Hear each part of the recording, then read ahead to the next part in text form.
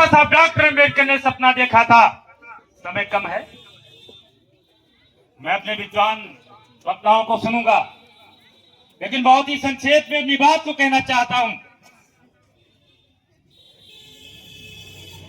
महात्मा ज्योतिबा फूले, सावित्रीबाई फूले के जीवन साथी आज हम शिक्षा की जब दुर्दशा होते देख रहे हैं।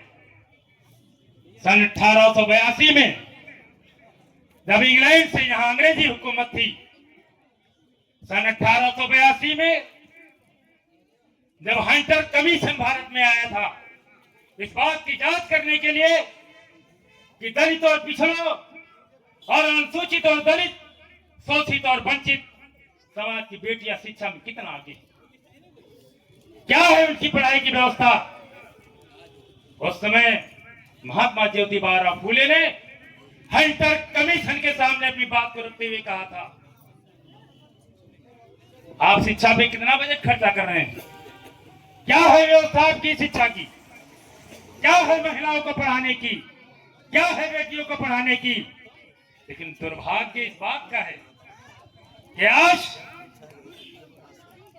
जो शिक्षा हमारे समाज और राष्ट्र का उन्नयन हो सकती है, आज उस शिक्षालयों में, विद्यालयों में ताले लगाने का काम हो रहा है। आज वो विद्यालय बंद किए जा रहे हैं, कंपोजिट विद्यालय बंद किए जा रहे हैं और कंपोजिट मंदिरालय कंपोजिट विद्यालय बंद किए जा रहे हैं और कंपोजिट मंदिरालय खोले जा रहे हैं। लगातार भारत की सरकार और उत्तर प्रदेश की सरकार शिक्षा के बजट में कटौती करने का काम कर रही है। शिक्षा के बजट में कटौती करने का काम कर रही है। ये तो नहीं देखा गया था, ये तो नहीं सपना देखा गया था कि शिक्षा के बजट में कटौती होगी और दुनिया के तमाम से कार्यक्रमों में जनता का पैसा, सरकार का पैसा व्यर्थ में बहाने का काम किया जाएगा। नेपोलियन बोनापार्ट ने कहा था,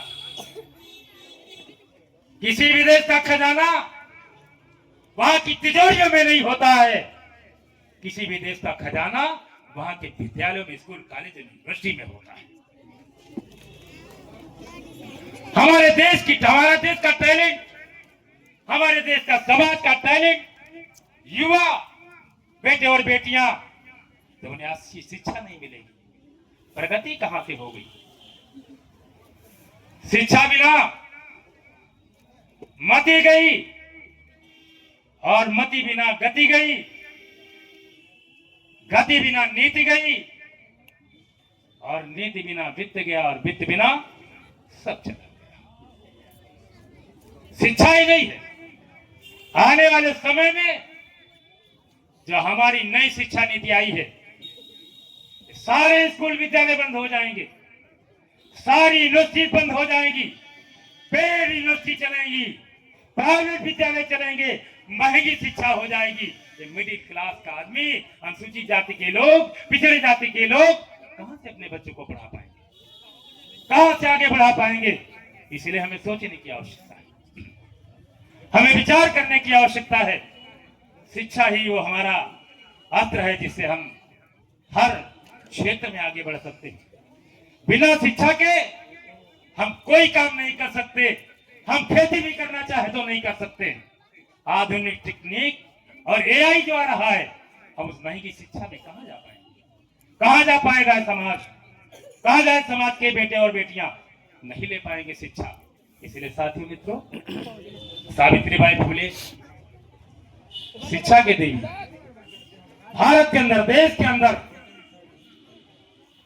जिस संघर्ष को झेल करके बेटियों को आगे बढ़ने के लिए विद्यालय खोले, पढ़ाने का काम किया है, हम सब की जिम्मेदारी बनती है उनकी विरासत को कायम रखें और आगे बढ़ाने का काम करें। इन्हीं शब्दों के साथ मंच पर बैठे हुए अपने सभी हमारे मनीषी, विद्वान और प्रोफेसर, मैं उनका हृदय से आभार व्यक्त करता हूँ। पूज्य भंते जी को सामने बैठे हुए लोगों के प्रति, माता बहनों और बेटियों के प्रति, जिन्होंने अभी अपनी प्रतिभा, अपनी मेधा का परिचय देकर, चाहे जिस क्षेत्र से उन्होंने अपनी बात रखी है, मैं उनके उज्जवल भविष्य की कामना करता हूं। प्रगति के रास्ते पे आप निरंतर बढ़े। बाबा साहब डॉक्टर अम्बेडकर के मिशन को बढ़ाकर तथागत बुद्ध के, बाबा साहब डॉक्टर अम्बेडकर के शिक्षित बनो, संगठित रहो और संघर्ष करो। बहुत बहुत धन्यवाद। जय भीम।